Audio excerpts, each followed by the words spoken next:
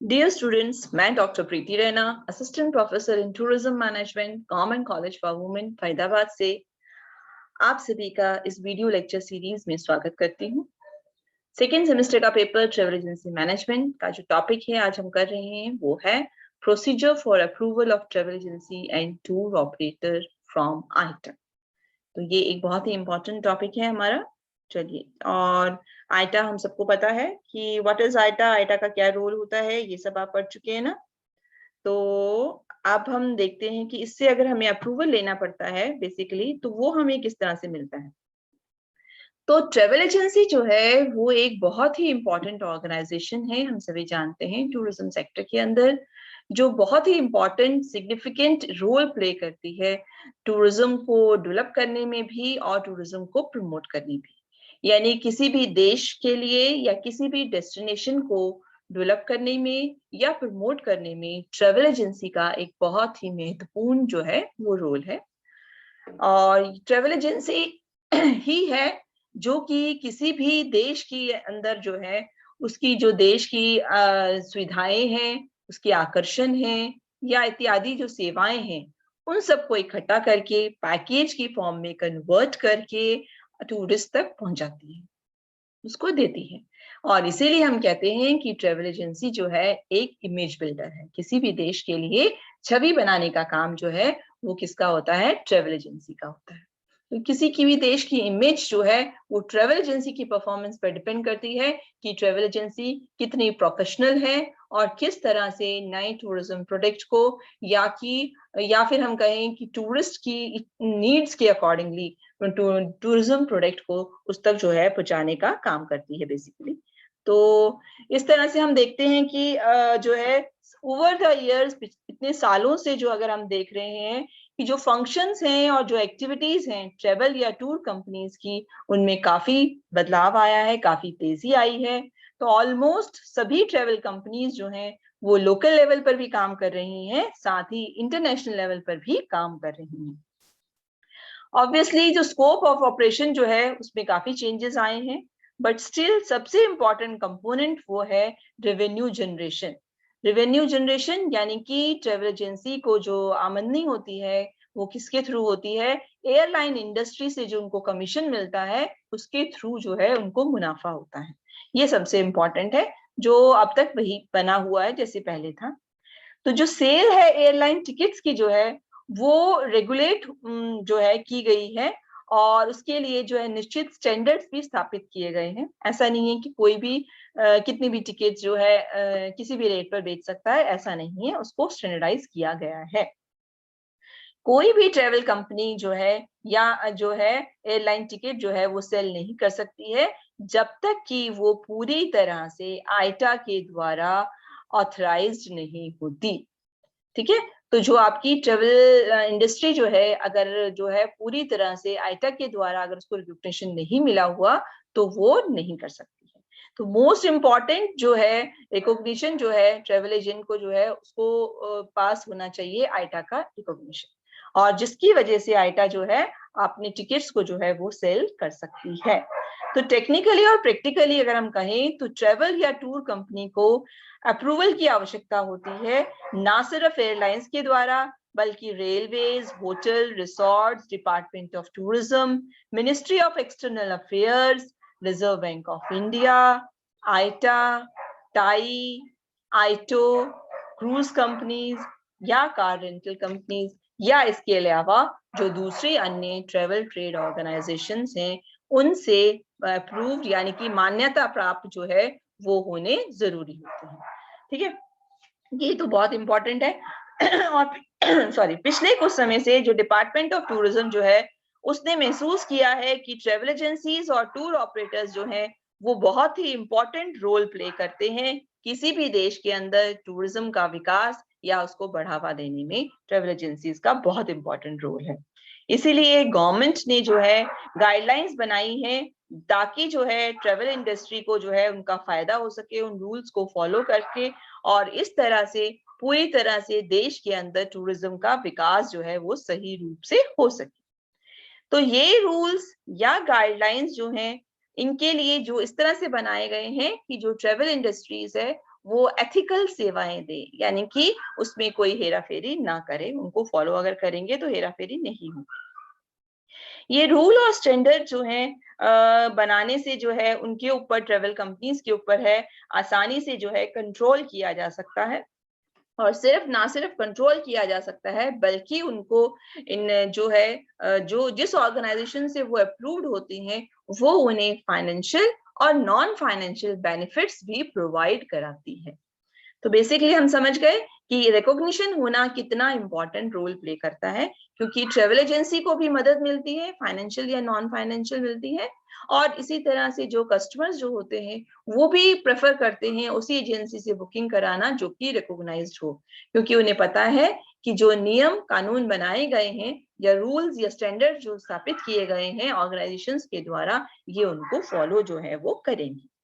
तो most important recognition travel agent के पास में जो होना चाहिए वो होना चाहिए बच्चों आइटा का रिकॉग्निशन। इससे ये, क्योंकि ये क्या करता है, ये इसकी मदद से जो एजेंट जो है वो रिजर्वेशन कर सकता है, जब उसको रिजर्वेशन करना है, और टिकट्स भी इशू कर सकता है ऑन आइटा मेंबर एयरलाइंस। तो यानी कि जो एयरलाइंस आइटा की मेंबर्स हैं, बेसिकली सभी होती हैं, तो उनके लिए बिहाफ पर जो है टिकट इशू करने का काम जो है, रिजर्वेशन का करने के काम जो है, ये एजेंट कर सकता है जब ये आइटा रिकॉग्निशन इसको मिला हुआ होता है तब। ठीक है, और इसकी मदद से जो है एजेंट जो है अपना कमीशन भी ले पाता है, 7% होता है जो पर्टिकुलर एयरलाइंस के साथ से होता है, और इन टिकट्स को जब वो इशू करते हैं तो उनको कितना 7% जो है वो कमीशन मिलता है। लगभग 130 एयरलाइंस हैं जो कि मेंबर हैं आइटा के, और ये एजेंसी जो है आइटा रिकॉग्निशन जो है वो लेती है, जिससे कि जो है आइटा रिकॉग्निशन लेने के लिए वो उनको तभी मिलता है जब उसके जो सख्त रिक्वायरमेंट्स हैं, जो जरूरी रिक्वायरमेंट्स और क्वालिफिकेशंस को वो पूरा करती है। यानी कि कोई भी ट्रेवल एजेंसी इन आइटा के द्वारा बनाई गई, जो निश्चित की गई, जरूर मांगते हैं कि क्या क्वालिफिकेशन होनी चाहिए, क्या जो उनके सख्त रूल जो हैं, जो भी लिमिट जो रूल उन्होंने बनाए हैं, उनको अगर फॉलो करती है तभी उसको रिकॉग्निशन प्रोवाइड कराई जाती है। ठीक है बच्चों, तो इससे पहले जब हम देखते हैं कि ट्रेवल एजेंसी सबसे पहले क्या करती है, आइटा रिकॉग्निशन के लिए अप्लाई करेगी, उससे पहले जरूरी है कि ये एक फुल फ्लेज ट्रेवल एजेंसी काम कर रही हो पिछले लगभग 1 साल से।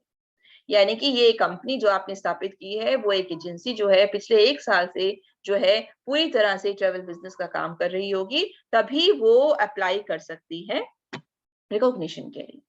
चलिए, अब हम इससे पहले कि ये जाने कि क्या नियम है और किन चीजों को फॉलो किया जाता है, तो किस तरह किया जाता है, तो हमारे लिए ये जानना भी बहुत जरूरी है कि इसके बेनिफिट्स क्या हैं, आखिर हम कर क्यों रहे हैं एक्रेडिटेशन। ठीक है, तो इसके लिए बेसिकली एक बार कोई भी ट्रेवल कंपनी या टूर कंपनी अगर अप्रूवल मिल जाता है उसको आइटा से, ठीक है, तो उसको जब वो अप्लाई करते हैं तो उसको सबसे पहले एप्लीकेंट को स्टेटस मिलता है 6 मंथ्स का, 6 महीने के लिए, और इस समय के अंदर जो है उस कंपनी की परफॉर्मेंस देखी जाती है कि लगातार जो है उस कंपनी की परफॉर्मेंस जो है कंटिन्यूअसली मॉनिटर की जाती है, और कंपनी को जो है अपनी मासिक यानी कि मंथली जो प्रोडक्टिविटी रिपोर्ट है वो सबमिट करनी होती है।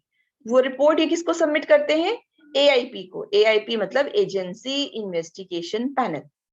तो जो अप्रूवल जिनकी से हमने लेना है उन्होंने अपना एक जो है ग्रुप कह लो या कमेटी बनाई हुई होती है, जो कि देखेगी, मॉनिटर करती रहेगी कि ये कंपनी जो है हर महीने जो है किस तरह से काम कर रही है, कितना इनको अर्निंग हो रही है, जो भी चीजें हैं वो चेक करती जाएगी, प्रोडक्टिविटी रिपोर्ट जो है वो देखेगी।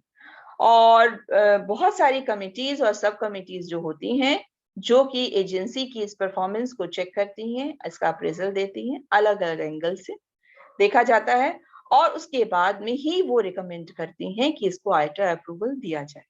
यानी कि आपको अपनी कंपनी की हर महीने की रिपोर्ट देनी पड़ेगी, आपकी कंपनी का काम चेक होता रहेगा, जो कमेटी बनाई जाएगी वो उसको बारी बारी समय से हर हर एंगल से जो है, हर पहलू से जो है उसको जज करेगी, और उसके बाद ही वो उसको जो है अप्रूव करती है। हालांकि एजेंसी को जो है फाइनल जो है अप्रूवल मिलता है, उससे पहले जो है रीजनल कॉन्फ्रेंस एरिया ऑफिस जो होता है, किसी भी एरिया का, वो एजेंसी से जो है बैंक गारंटी भी मांगता है आइटा के फेवर में, क्योंकि वो उनको टिकट्स दे रही है बेचने के लिए, तो वो उनसे क्या मांगता है, बैंक गारंटी भी मांगता है फाइनल रिकॉग्निशन से पहले, जो हमने कहा। तो इसलिए जो है नॉर्मली जो है जो वैल्यू जो होती है बैंक गारंटी की, वो कितनी होती है, जितनी उस कंपनी की प्रोडक्टिविटी होती है। कंपनी जो है 4 महीने के अंदर जो है, सॉरी 4 हफ्तों में जितना प्रोडक्शन कर रही है, उसके उतने ही अमाउंट की वो जो है बैंक गारंटी भी मांगती है। ठीक है बच्चों, तो अप्रूवल जो है, आइटा का जो अप्रूवल जो है, उसके उसके फायदा होता है कि ट्रेवल कंपनी या टूर कंपनी जो है, जब उसे अप्रूवल मिल जाता है तो वो उसका लोगो इस्तेमाल कर सकती है, आइटा का जो सिंबल है वो उसको यूज कर सकती है जब भी वो कोई अब कम्युनिकेशन कर रही है, किसी के साथ में भी काम कर रही है वहां, और उसका जो है एक फुल मेंबर आइटा का होने के नाते जो बेनिफिट्स मिलते हैं उनका उपयोग भी कर सकती है। तो बेसिक बेनिफिट्स क्या हैं? सबसे पहला है एयरलाइन टिकट्स। तो ट्रेवल कंपनीज जो हैं वो परचेज कर सकती हैं एयरलाइन टिकट्स, डोमेस्टिक और इंटरनेशनल, और उनको बेच भी सकती हैं। ये सबसे पहला बेनिफिट होता है एयरलाइन टिकट का। साथ ही दूसरा होता है कि जो आइटा है वो जिस उसके अंदर जो भी मेंबर्स बने हुए होते हैं उनको वो ट्रेनिंग की सुविधा भी प्रोवाइड करती है। यानी कि कोई भी ट्रेवल एजेंसी अपने कंपनी के अंदर जो लोग काम कर रहे हैं, स्टाफ मेंबर्स जो काम कर रहे हैं, उनको जो है ट्रेनिंग प्रोवाइड कराने का जो है वो काम करती है। नेक्स्ट आता है हमारा इंडस्ट्री रिकॉग्निशन, कि इंडस्ट्री के अंदर जो है जब आप काम कर रहे हो तो वो भी आपके को रिकॉग्नाइज करती है कि हाँ ये कंपनी आइटा रिकॉग्नाइज्ड है, तो इसके साथ में काम जो है वो किया जा सकता है क्योंकि ये अच्छी सर्विसेज प्रोवाइड करे। साथ ही it helps in marketing of products. IATA की मदद से आइटा भी जो है आपकी ट्रेवल एजेंसी को मदद करती है और वो प्रमोशन में हेल्प करती है। और साथ ही जब आइटा अप्रूव्ड है आपकी कंपनी, तो आप उसको जो है आराम से आसानी से प्रमोट जो है वो कर सकते हैं। इसी तरह से नेक्स्ट है common platform to solve many problems. हर एजेंसी को बहुत सारी समस्याएं फेस करनी पड़ती हैं, तो जब वो एक मेंबर बन जाती है किसी ऑर्गेनाइजेशन का, जैसे आइटा ऑर्गेनाइजेशन का, उसमें और सदस्य भी होते हैं, तो कई बार बहुत सी अगर प्रॉब्लम्स आती हैं तो एक कॉमन जो मंच तैयार होता है जिसके सभी मेंबर्स होते हैं, उस मंच पर बहुत सारी प्रॉब्लम्स को सॉल्व किया जा सकता है।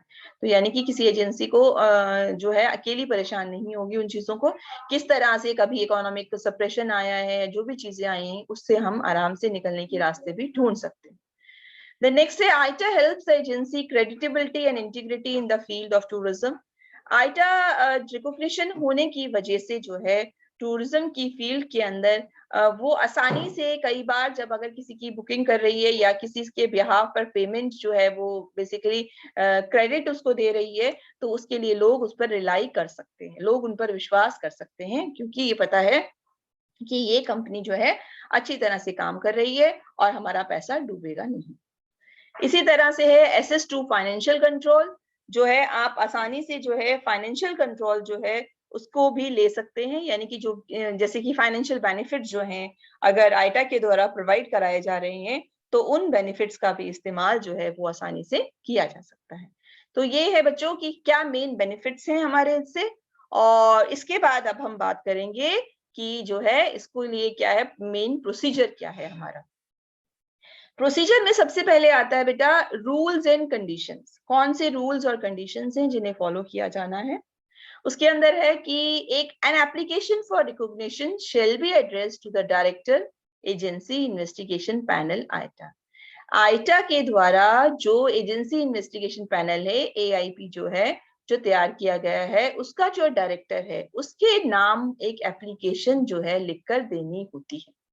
यानी किसके नाम एड्रेस होगी वो एप्लीकेशन, डायरेक्टर और एजेंसी इन्वेस्टिगेशन पैनल आइटा, इसके नाम सबसे पहले हम एप्लीकेशन करेंगे, अप्लाई करेंगे। उसके बाद क्या करेंगे, application for grant of approval shall be in the prescribed form.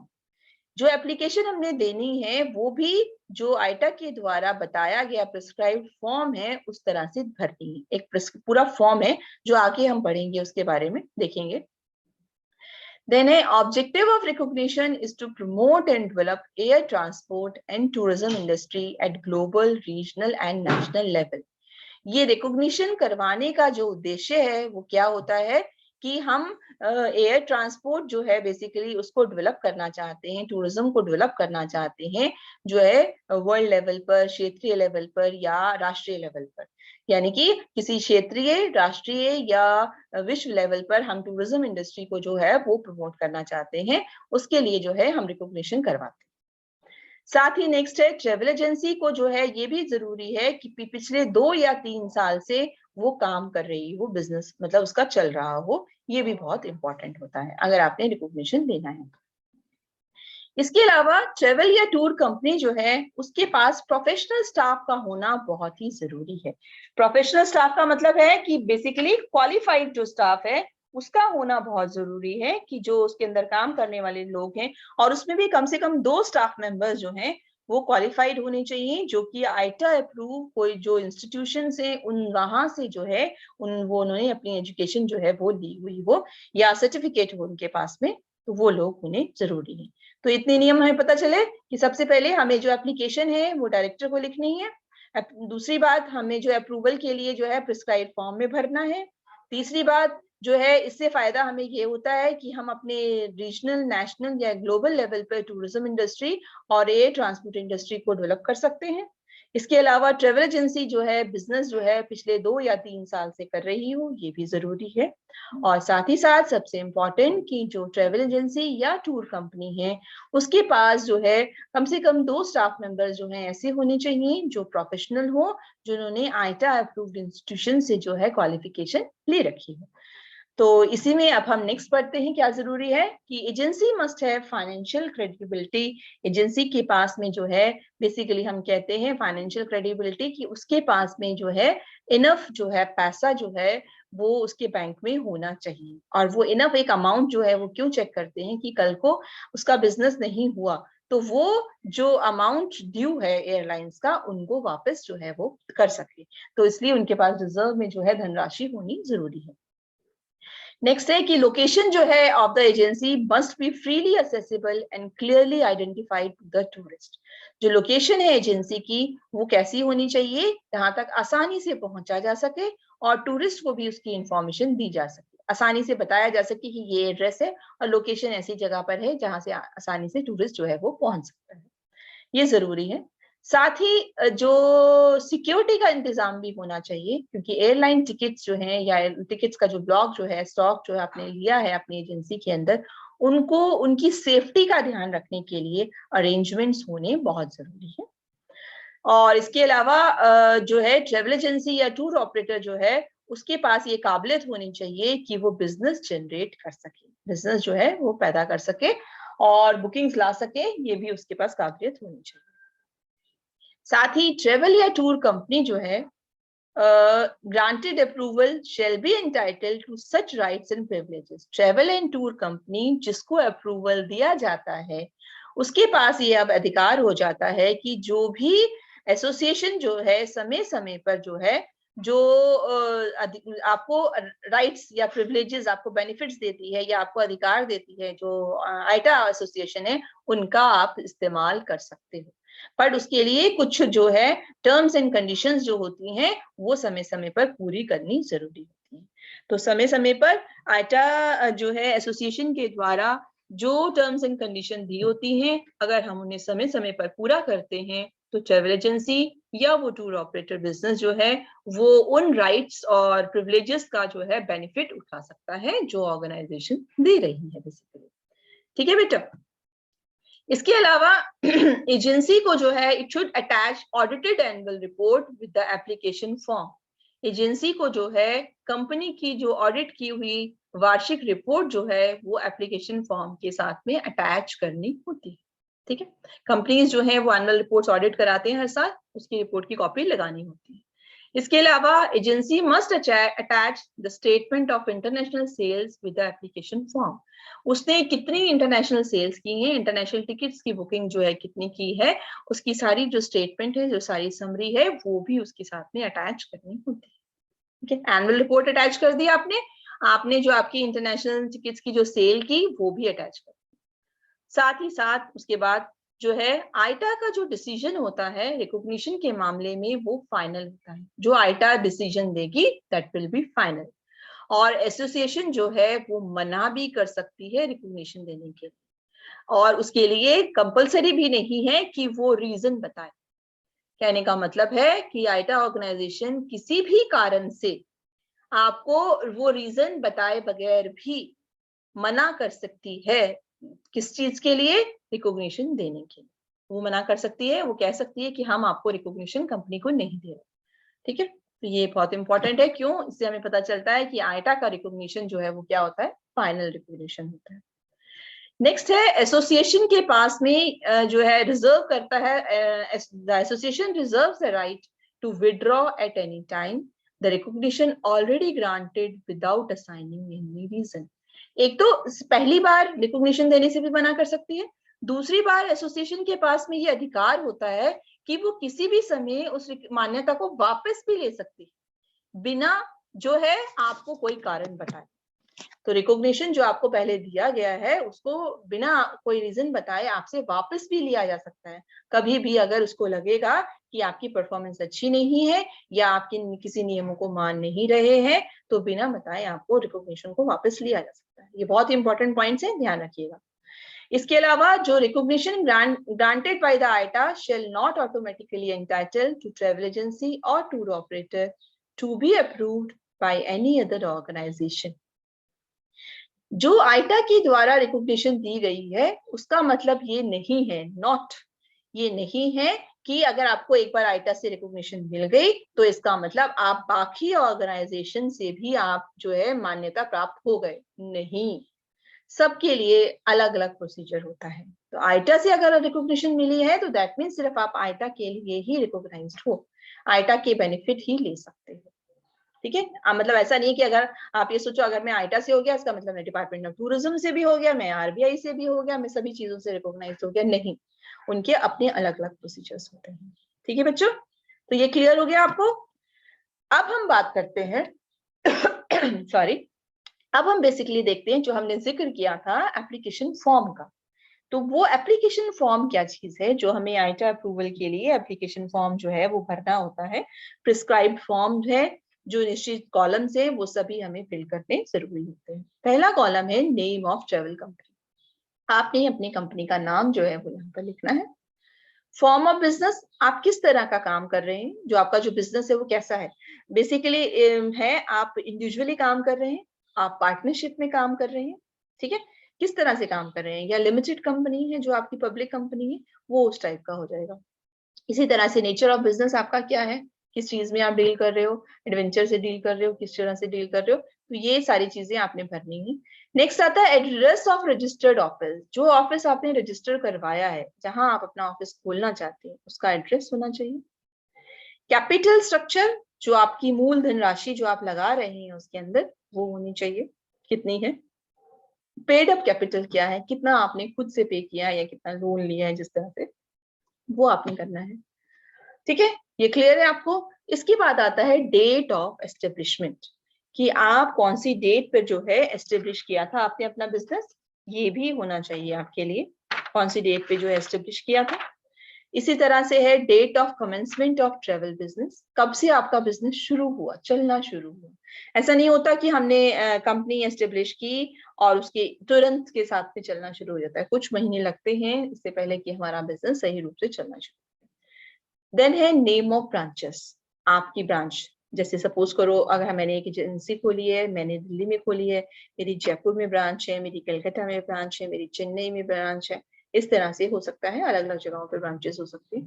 तो नेम ऑफ ब्रांचेस आपने लिखनी होगी, कौन सी ब्रांच के लिए आप कर रहे हो, किसी कौन कौन सी है।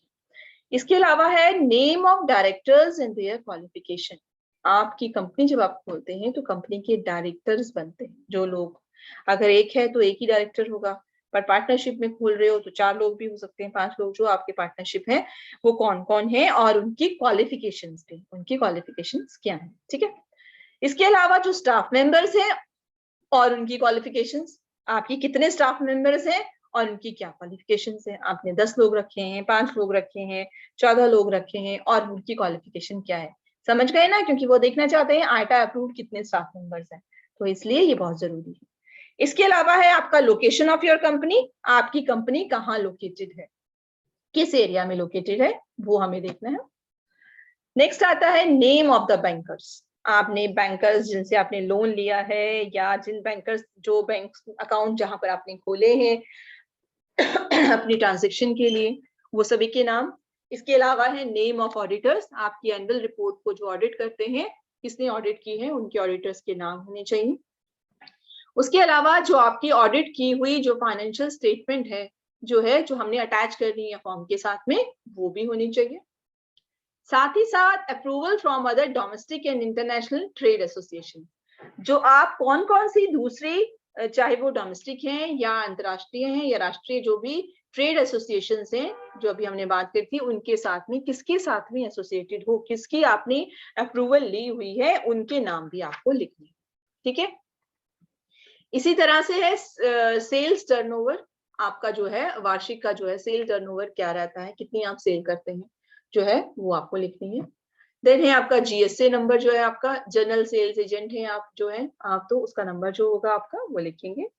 RBI approval letter number. RBI हो गया रिजर्व बैंक ऑफ इंडिया।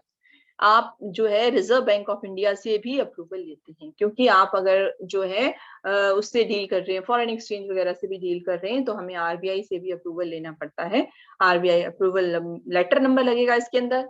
इसी तरह से मिनिस्ट्री से जो है आपका अप्रूवल जो है लिया है अगर आपने, तो वो लगेगा आपको। साथ ही approval from DOT, department of tourism से अगर आपने अप्रूवल लिया है, वो लगेगा। And statement for international sales. जो आप इंटरनेशनल टिकट जो आप सेल कर रहे हो, उसकी जो आपकी पूरी स्टेटमेंट है, वो भी आपकी लगती है कि आप जो है कितने जो है टिकट जो है वो सेल कर रहे हैं बेसिकली। ठीक है। तो बच्चों नेक्स्ट है अप्रूवल फ्रॉम एमईए या अप्रूवल फ्रॉम डीओटी या स्टेटमेंट ऑफ इंटरनेशनल सेल्स जो हमने किए थे, ये उसको एक तरह से रिवीजन है आपका। And what would be your sale, और आपकी सेल कितनी होगी। तो ये थोड़ा सा रिपीट हो गया, इनका ध्यान रखिएगा, ये 3 पॉइंट्स का, तो 2 बार नहीं, एक ही बार आएंगे। और आपकी सेल कितनी होगी, ये हम उसकी बात कर रहे हैं कि आपकी सेल जो है वो कितनी होगी, ये हमें बताना है। तो ये आपको क्लियर हो गया कि आप जो है कितनी सेल कर रहे हैं। या यहाँ पर एक जो है वर्ड है हमारा मिसिंग, तो हम इसको कर देते हैं। ठीक है।